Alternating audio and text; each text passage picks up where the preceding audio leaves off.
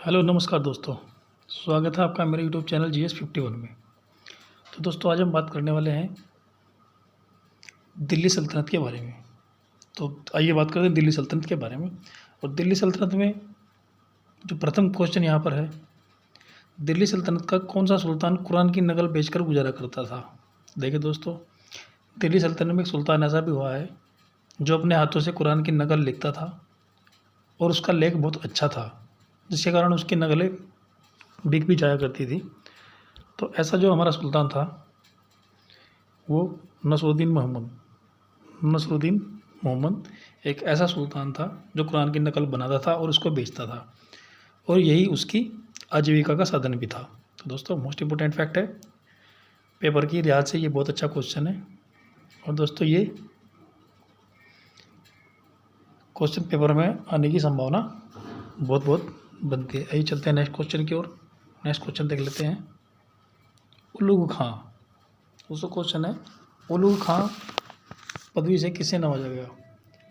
तो दोस्तों जो उलूग खां पदवी है ये बलबन के बारे में बताती है। बलबन को उलूग खां की पदवी दी गई थी। दोस्तों ये बलबन वही है जो इल्तुतमिश के बाद गद्दी पर बैठा था और इसी ने गद्दी को संभाला था। इसने अपनी लड़की का जो विवाह है वो नसरुद्दीन मोहम्मद के साथ किया था, और कुछ समय के लिए नसरुद्दीन मोहम्मद भी गद्दी पर बैठा था, परंतु बलबन का अधिकार उस पर ज़्यादा था। चलिए नेक्स्ट क्वेश्चन देख लेते हैं। किसके विषय में कहा गया है कि वह एक मलिक होते हुए खान हो गया और फिर सुल्तान हो गया। तो दोस्तों ये जो बात है ये बात बलबन के विषय में ही कही गई है। जी हाँ, ये बात बलबन के विषय में कही गई है कि पहले वह एक मलिक था और उसके बाद वह खान हो गया, फिर खान से वह सुल्तान बन गया। तो दोस्तों बलबन जो था ये इल्तुतमिश का पहले ग़ुलाम था और ये मलिक था। उसके बाद ये खान बना, और खान बनने के बाद इसने अपनी बेटी का विवाह किया था नसरुद्दीन महमूद के साथ, जो जो कुरान की नकल करके अपना गुजारा करता था। तो उसके बाद ये सुल्तान बन गया। चलिए नेक्स्ट क्वेश्चन देख लेते हैं। पाबोस, सिजदा व नवरोज पर्व मनाने की शुरुआत की। तो दोस्तों ऐसा कौन सा शासक था दिल्ली सल्तनत में जिसने पाबोस, सिजदा व नवरोज पर्व मनाने की शुरुआत की। दोस्तों पाबोस क्या होता था कि इसमें बादशाह के पैर को चूमना होता था। सिजदा क्या होता था, इसमें भी सुल्तान के पैर पे घुटने टेक कर उसका सजदा करना होता था। और नवरोज एक पारसी पर्व था जिसको मनाने की शुरुआत की। तो ये जो शुरुआत है ये बलबन के द्वारा ही की गई थी। बलबन इसका करेक्ट आंसर होगा। दोस्तों ये मोस्ट इम्पोर्टेंट क्वेश्चन है। ये क्या से क्वेश्चन, ये क्वेश्चन कई दफ़े परीक्षाओं में आया है कि ये जो नवरोज है ये पर्व मनाने की शुरुआत किसने की, तो बलबन। तो दोस्तों अब यहाँ से पाबोस और ये सिजदा, ये क्वेश्चन यहाँ से बनने की पूरी पूरी संभावना है, और मैं उम्मीद करता हूँ आप लोग इसको ध्यान में ज़रूर रखेंगे। चलिए नेक्स्ट क्वेश्चन की ओर चलते हैं। दिल्ली सल्तनत में सबसे अधिक समय तक किस वंश ने शासन किया।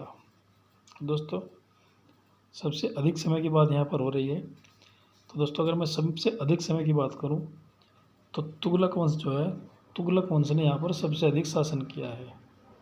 दोस्तों लगभग 94 वर्ष तुगलक वंश शासन किया है। तो ये बात आप ध्यान रखेंगे। और दोस्तों अगर मैं खिलजी वंश की बात करूं तो ये सबसे कम है, जिसने लगभग 30 वर्ष शासन किया था। चलिए नेक्स्ट क्वेश्चन देख लेते हैं।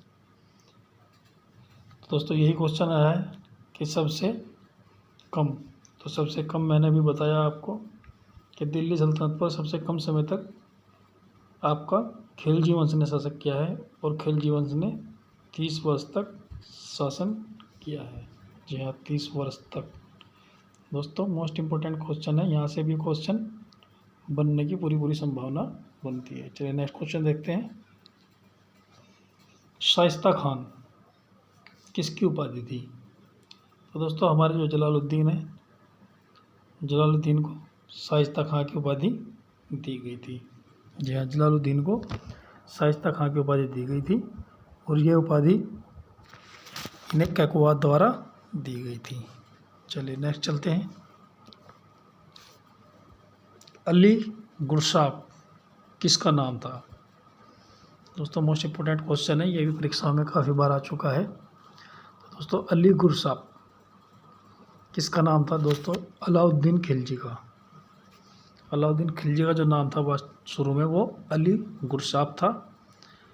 अलाउद्दीन खिलजी इसका करेक्ट आंसर हो जाएगा। चलिए नेक्स्ट क्वेश्चन देख लेते हैं।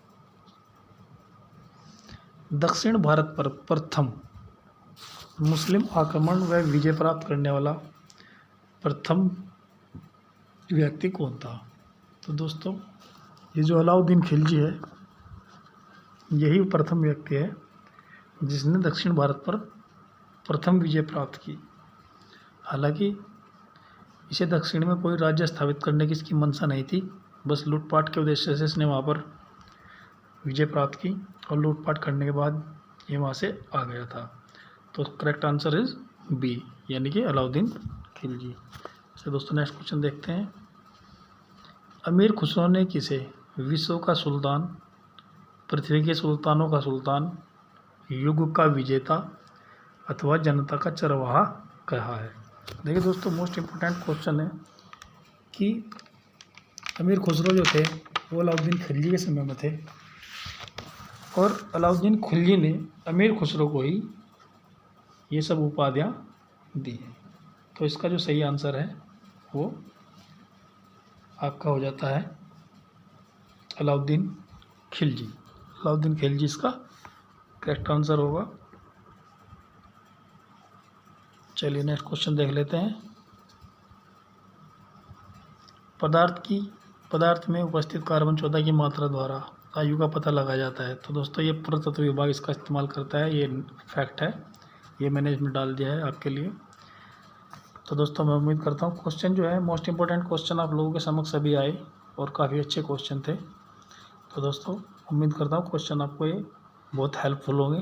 अगर आपको वीडियो अच्छी लगी हो तो आप प्लीज़ इसे लाइक और सब्सक्राइब करें। धन्यवाद।